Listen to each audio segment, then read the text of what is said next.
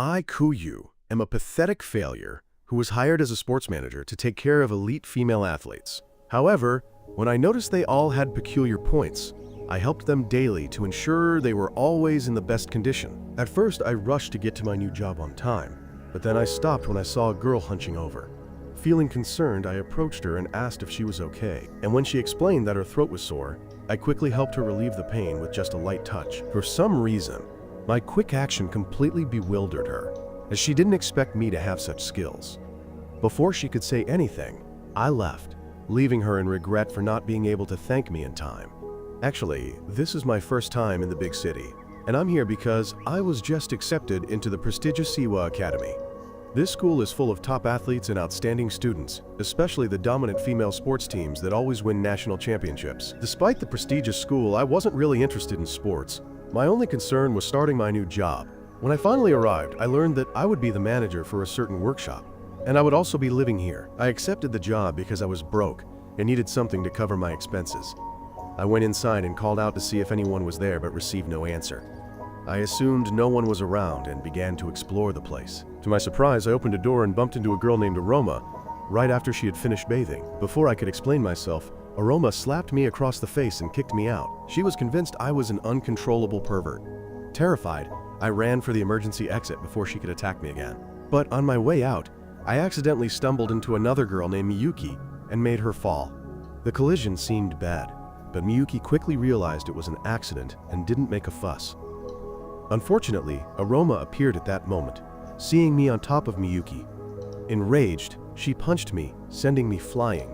After everything calmed down, Miyuki explained clearly, saying I was the new workshop manager. She added that the previous manager had quit, so they should be grateful I was here, but Aroma yelled that she would quit before he did. Miyuki then asked me to introduce myself. So I explained that I was just a student trying to cover expenses, not a pervert like Aroma thought. Miyuki apologized for the misunderstanding and said that she is also a student at the academy. Her name sounded familiar, and I quickly remembered that she is a member of the national volleyball team even though she is still a student. I told her that I always admired her and was one of her biggest fans, which made her blush a little. When it was Aroma's turn to introduce herself, she refused. So Miyuki introduced her instead, saying that Aroma is a volleyball athlete at the academy. Apparently, she led the team captain to 3 national championships, and while I found that truly impressive, Aroma clearly couldn't stand me and wished I wasn't here. When she left, Miyuki apologized for Aroma's attitude. While I was feeling down, because on my first day, I was already disliked by one of the residents here.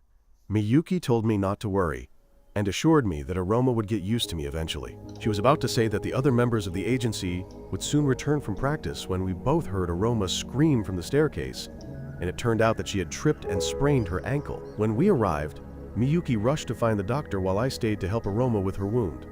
Using my steady hands, I gently massaged her sprained ankle, and soon, the pain subsided. However, Aroma remained wary and pushed my hand away without showing much gratitude. Still, I insisted on checking if she was okay. I was worried the injury might affect her career as a volleyball player. Since my parents run a clinic specializing in Thai massage therapy, I also learned a thing or two about the human body. At this point, we were in Aroma's room and she paused to reconsider before agreeing to let me help her properly. Aroma sat on the bed as I carefully examined her hip to assess the muscle tension. I explained that the muscles around her hips were tense and could cause serious injury if left untreated. Though still skeptical, Aroma began to realize that I might actually know what I was doing. Surprisingly, Aroma asked how I knew so much just from a single touch. Starting to trust me a little more, she let me continue, believing that I could actually help her recover faster. I carefully guided her through performing leg stretches, explaining how each movement helped relieve tension. Aroma felt her muscles relax more than expected, and although the process was quite intense, she could feel my technique working. As the treatment continued, I remained focused on ensuring her posture and balance were correct. Aroma struggled with the pain but realized her endurance was improving, and finally, the tension in her body felt significantly lighter. Gratefully, she thanked me for my help. Meanwhile, she worried she might have to slow down due to her injury, but I reassured her that she wouldn't need to. I smiled and told her I wanted to help her maintain her best condition, even suggesting assisting her recovery process in the future. Mistaking my earnestness, Aroma withdrew, thinking I was trying to take advantage of the situation, which flustered and embarrassed me. Shortly after, a friend of my father's arrived, and it turned out he was the chairman of the academy. He introduced me to all the girls in the art club and told them to treat me well. Miyuki then stepped forward and introduced everyone properly, starting with herself, then Aroma, followed by Izumi of the swimming club, Aloba of the soccer team, and finally, Chiyo of the table tennis club. I tried to strike up a conversation with them, but their sharp reactions ultimately frightened me. Noticing this, the chairman explained that the girls could be a bit difficult to handle and warned me to be careful, reminding me that the previous manager only lasted a day. He also mentioned our scholarship agreement, stating it would be void if I quit. Finally, the chairman emphasized that my chance for a university scholarship depended on me taking care of the girls and ensuring they graduated in the best physical and mental condition. That burden fell upon me, but with no other choice, I reluctantly accepted the agreement. The next morning, I studied my job description to understand the tasks. After reading everything, I thought I could handle it because I was used to doing chores for my parents. I started by making breakfast, and as I served it to the girls, Aroma expressed her displeasure because I sat at the same table as them. Miyuki explained that she had invited me, saying she wanted everyone to get along since they all attended the same academy. However, Aroma insisted that she couldn't eat with me because of what happened the previous day. She accused me of peeking while she was changing, even though I tried to explain it was just an accident. Miyuki intervened to calm her down, pointing out that I had no ill intentions and that she herself was not bothered by the misunderstanding. Annoyed, Aroma then brought up my helping her with her wound, twisting it to make me look suspicious, but Miyuki reminded her that my treatment had indeed made her feel better afterward. I politely said I was willing to help if needed, but Aroma just laughed, saying she wouldn't accept me working here. That anger made Aoba uncomfortable, and she finally told Aroma to shut up and accept the truth. By lunchtime, I moved on to laundry, which according to the manual, did not include the girls' undergarments. Earlier, while washing dishes, Miyuki joined me to lighten the load. She apologized for Aroma's attitude, and after witnessing the argument between Aroma and Aoba, I asked if they weren't getting along.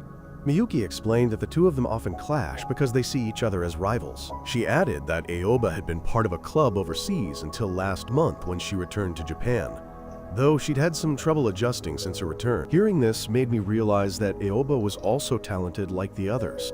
But Miyuki said that after a long time abroad, she might still be getting used to things here. Recalling that moment later, I was startled to find a strange item in the laundry I had just finished.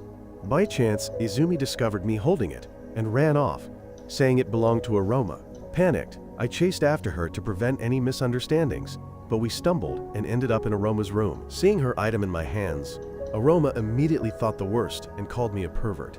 Somehow escaping her tantrum, I continued cleaning the storage room and stumbled upon a room that smelled as if it hadn't been touched in years. Upon entering, I found the room filled with trash and wondered who had done this.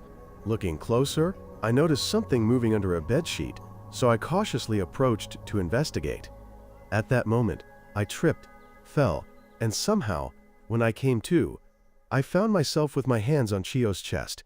The resourceful girl then teased me, saying I'd already wanted to spend a night together.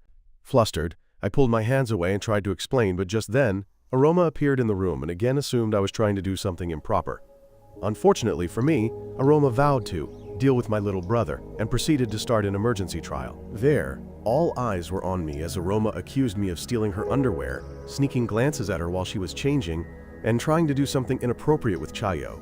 To make matters worse, Chiyo even insisted that I touched her, which led Aroma to decide she had to get rid of me once and for all. However, Aoba surprisingly defended me, revealing that everything that happened with Aroma and Chiyo was an accident.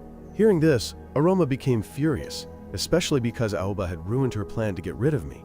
Meanwhile, I wondered why Aoba went so far to save me. Miyuki then told Aroma that she had to apologize to me for slandering me. And after some hesitation, Aroma finally did so. After the matter was resolved, I could finally sigh in relief and return to my room after completing my task. I was still worried about losing my job on my very first day. However, I couldn't stop thinking about why Aoba had stood up to defend me. Just then, Aoba appeared at my door, much to my surprise, but the first thing I did was thank her for saving me. However, Aoba took advantage of that moment to tease me, saying I owed her a favor and would have to do whatever she asked to repay it. I was stunned by her sudden request, and before I could reply, Aoba's bold attitude completely flustered me. Embarrassed, I begged her to stop joking, realizing that dealing with Aoba might be even harder than tidying up the mess. However, Aoba refused to leave, insisting that she wasn't done with me yet, and suggested we could sit next to each other. Trying to stay calm, I asked why she had really come to my room, and she admitted that she wanted a full-body massage before going to sleep. I sighed and told her she should have just said so, but she just smiled and said she liked to do things at her own pace. Aoba said she wanted to be friends because she didn't know many people in Japan, but I reminded her that friendship didn't have to be so complicated. She then sat quietly and let me start the massage, quickly realizing how good my skills really were. Impressed, she commented on how relaxing it felt as I focused on helping her release the tension after practice. When the session ended, I asked for permission to prepare a room so she could perform some stretching exercises properly. When I left, Aoba sulked, annoyed that I remained calm despite all her provocations. Watching me walk away, she muttered to herself that she would make me fall for her one way or another. That's the end of today's video. If you've watched this far, comment Peak Fiction below and leave a like if you want to see the sequel. Don't forget to subscribe to the channel and watch the next video. It might be a recap of your new favorite anime.